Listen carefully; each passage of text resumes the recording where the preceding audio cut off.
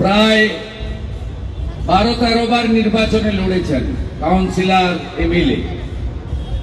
একটা নির্বাচনে উনি হারেননি। এই পরীক্ষিত প্রতিষ্ঠিত এই রাজ্যের নেতা এবং কলকাতা হাইকোর্টের সিনিয়র লয়ারও বটে। তাপস রায়, যাকে নরেন্দ্র মোদীজি প্রার্থী করেছেন, এবং মোদীজি তার ব্যস্ততম শিডিউলের মধ্যে প্রায় 2 ঘন্টা তার নির্বাচনী কেন্দ্রে একটা জনশুনানি করে রোড শো করেছেন। তাই তাপসদার প্রতি ভারতবর্ষের প্রধানমন্ত্রীর আশীর্বাদ সরাসরি বর্ষিত হয়েছে।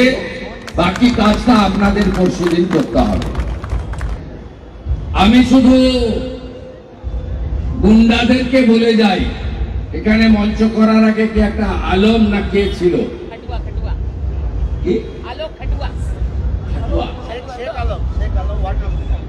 যেই হোক, শাহজাহান কেষ্টর থেকে বড় নয় তো। আরে আলম ভাই, শুনে রাখুন,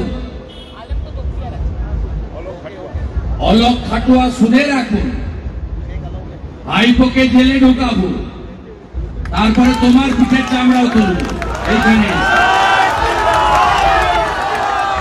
বাড়ি থেকে বেরোবে না, ভোটের দিন বললাম, ভোটটা দিয়ে চলে আসবে।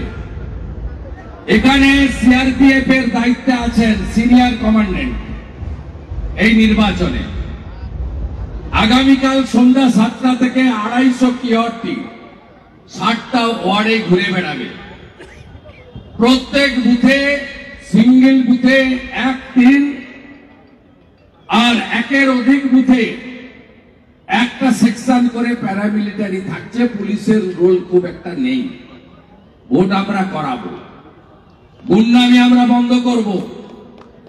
আর এই হাই রাইজ গুলোর নিচে যদি তালা লাগায়, লিলুয়াতে লাগিয়েছিল বালিতে, একটা মেসেজ দেবেন, 15 মিনিটের যদি তালা ভেঙে ওই তালাটা ওদের মাথায় না ভাঙতে পারি, আমার নাম শুভেন্দু অধিকারী।